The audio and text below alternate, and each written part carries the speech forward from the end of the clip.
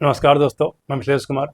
तो चलिए एक क्वेश्चन देखिए, और ये क्वेश्चन काफ़ी बेहतरीन क्वेश्चन है।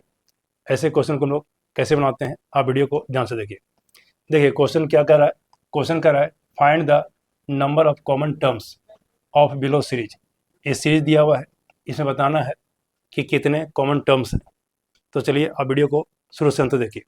देखिए सबसे पहले जो है हम लोग क्या करेंगे, चेक करेंगे कि जो दिया गया सीरीज है वो किस में है, एपी में है कि जीपी में है कि एचपी में है।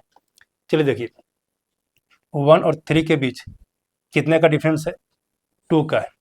3 और 5 के बीच कितने का डिफरेंस है, 2 का है। 5 और 7 के बीच कितने का डिफरेंस है, 2 का है। चलिए यहाँ पर देखिए डिफरेंस जो है सेम है, यानी दिया गया सीरीज क्या है, एपी में है।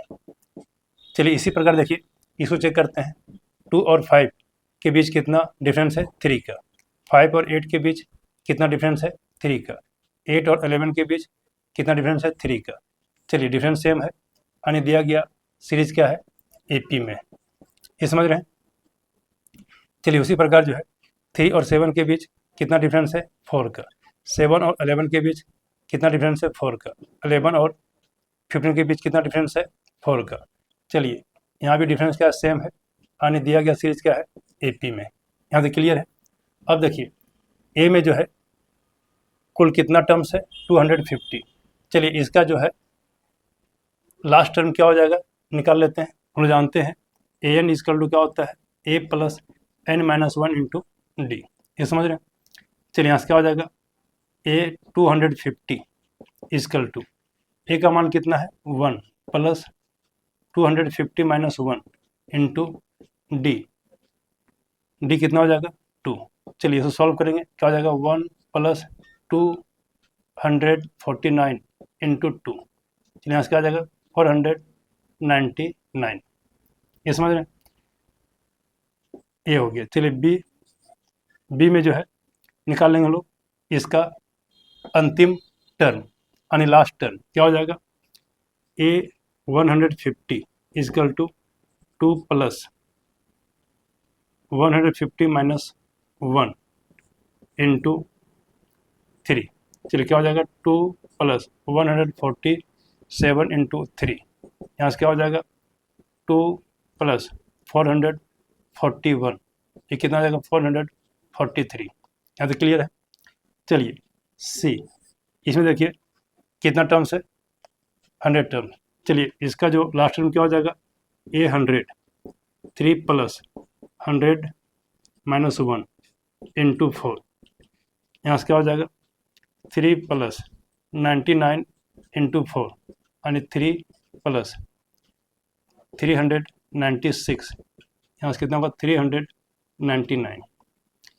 अब देखिए ये तीनों में जो है, यानी इसका जो अंतिम टर्म होगा, यानी लास्ट टर्म होगा, वो क्या हो जाएगा, 499। चलिए इसका जो लास्ट टर्म होगा क्या हो जाएगा, 443। चलिए इसका जो लास्ट टर्म होगा क्या हो जाएगा, 399।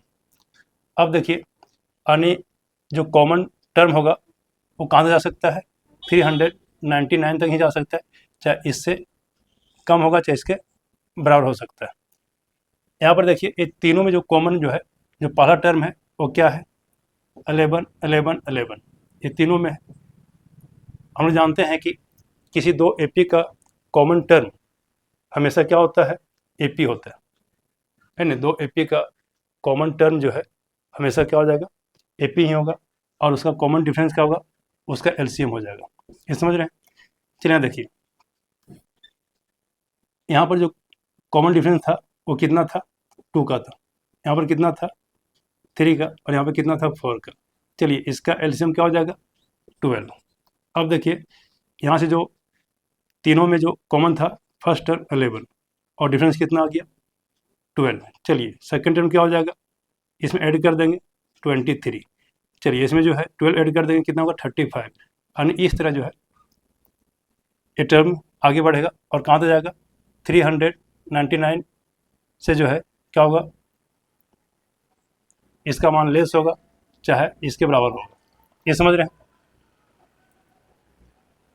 अब देखिए यहाँ पर जो है हम क्या लिख सकते हैं, यानी जो इसका अंतिम टर्म होगा, क्या हो जाएगा 11 plus n-1 into d 12 less than equal to जो है ये क्या हो जाएगा 399। यहाँ से क्लियर है, क्योंकि तीनों में जो कॉमन आएगा 11 आएगा, 23 आएगा, 35 आएगा, इसका जो वैल्यू होगा ये क्या होगा 399 से कम होगा चाहे इसके बराबर होगा। अब देखिए इसको सॉल्व करेंगे हम लोग, तो इसका जो मान आएगा वो कितना आ जाएगा, n जो होगा लेस देन इक्वल टू 33.34 ऐसा कुछ आ जाएगा। यहाँ पर देखिए n का जो मान होगा वो क्या हो जाएगा, n इक्वल टू कितना होगा 33, यानी ये तीनों में जो है कॉमन टर्म जो हो जाएगा वो कितना हो जाएगा 33 हो जाएगा।